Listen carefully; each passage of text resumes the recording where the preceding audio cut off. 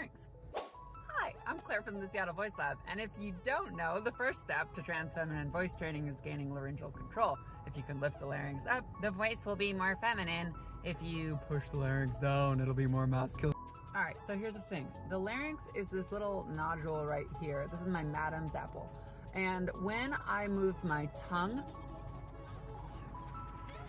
up and down, the larynx moves with it. This is very important. The larynx should not be squeezed. If you are squeezing and trying to bring that larynx up by forcing it, it's going to possibly lead to damage down the road, and you don't want to deal with it.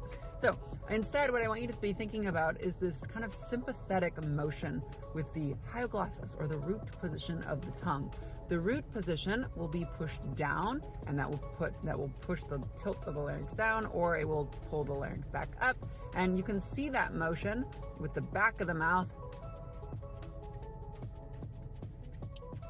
And all I'm doing is kind of gliding my tongue forward and backwards. If I only focus on the front half of my mouth though,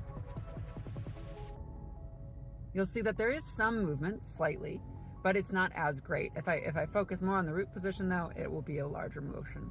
Now, if you're having trouble with this, there's a very real possibility that you have tongue tension. And you can identify whether or not you have this tongue tension is, simply put, whether you can blow a raspberry or not.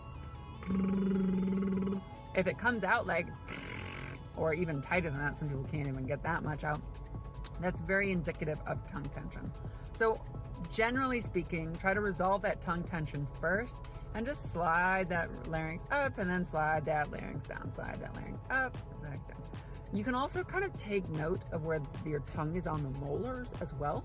And if you kind of notice that like the tongue slides along the top molars, again, we're thinking about the back here, not the front, but that sliding along the molars can also target that hyoglossus, the root position. What I would really do though is just look in a mirror, stand there for a second and go. And the more you can isolate that muscle, the more you can release some of that tongue tension, the higher your larynx will be able to go. All right, happy voice training. I hope this helps.